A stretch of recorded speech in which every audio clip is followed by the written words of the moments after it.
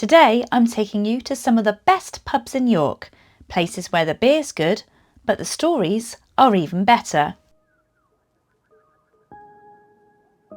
Let's start with the Golden Fleece.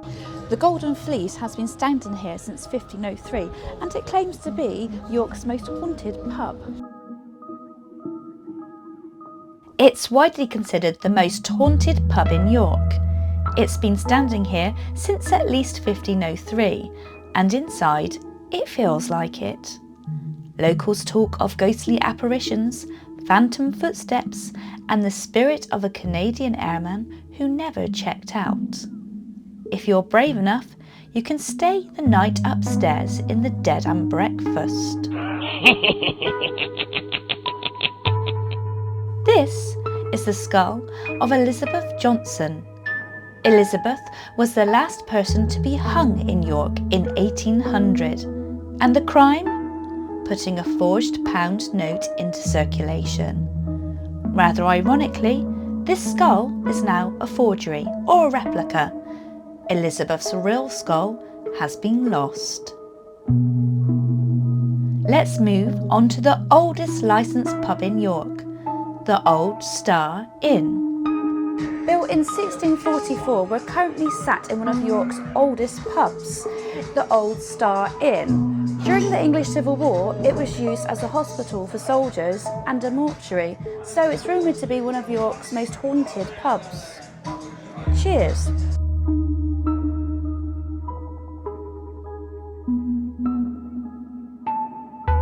There's been a tavern here since 1644.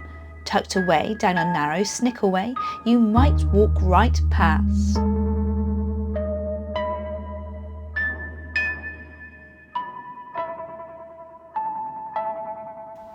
Cheers!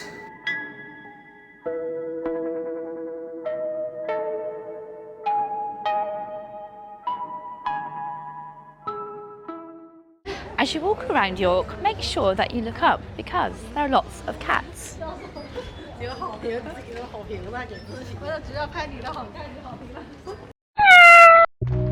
Now for something completely different. The House of the Trembling Madness. Yes, that is the real name. The House of the Trembling Madness is built in a 12th century Norman hall.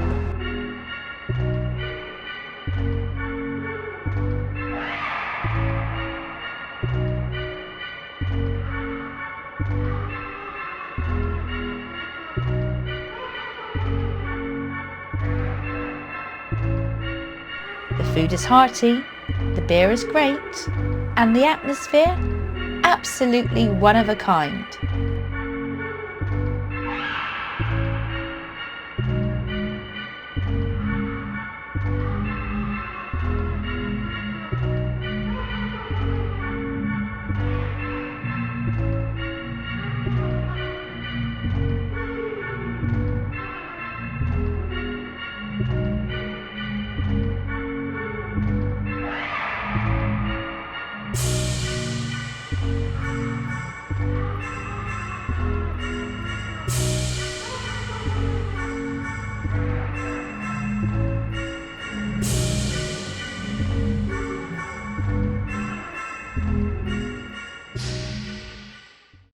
Just across from York Minster is the Guy Fawkes Inn, built on the very spot where the infamous plotter was born.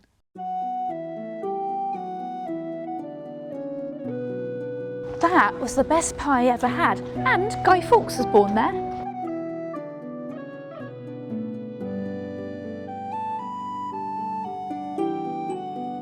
This place has been refurbished many times, but it had a cosy atmosphere and the food was fantastic.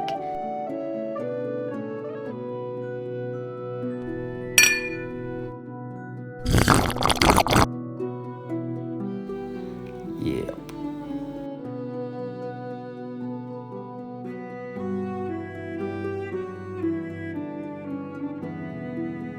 A fitting place to ponder treason over a pint of gunpowder ale.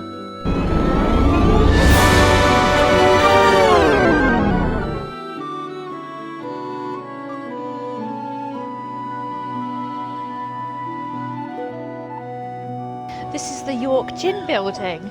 It looks a little tipsy.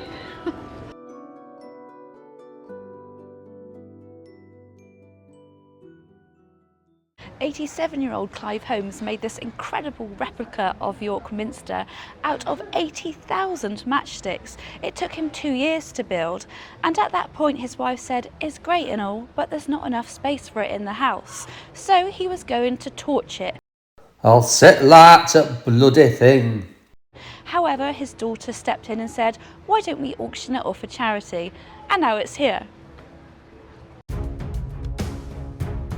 Now, if you're after something with a bit of Viking flair, head to Valhalla, a pub that embraces York's Norse heritage with both horns.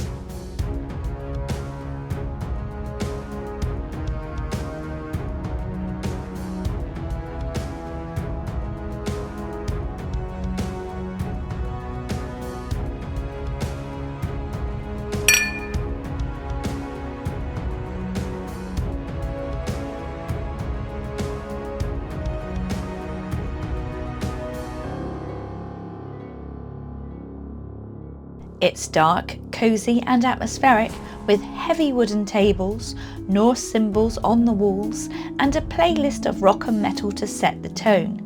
Think modern mead hall. The beer selection is excellent, lots of local craft brews and guest ales, and yes, they do serve mead. The food was hearty and we definitely go back.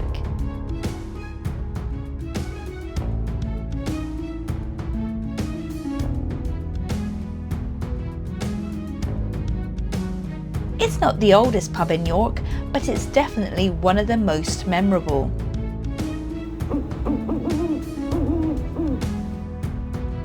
Believe it or not, you can buy a Butterscotch beer in York on its most magical street, the Shambles.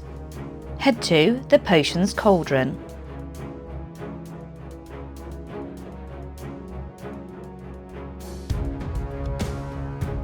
Wingardium Leviosa! How did I do? It's Leviosa, not Leviosa.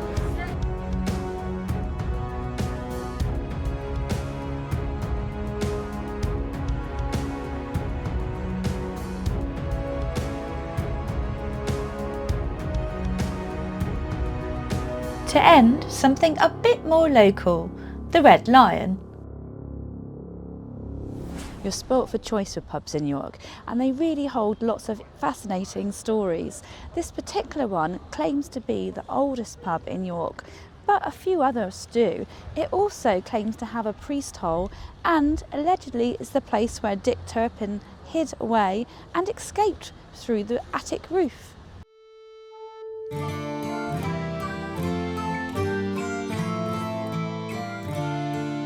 It's the kind of pub people in York actually drink in. No frills, just charm, character and a fireplace or two.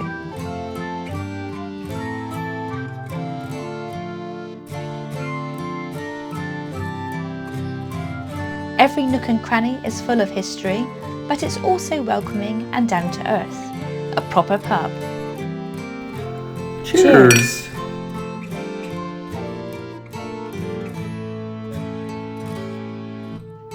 York's pubs aren't just places to drink, they're living history.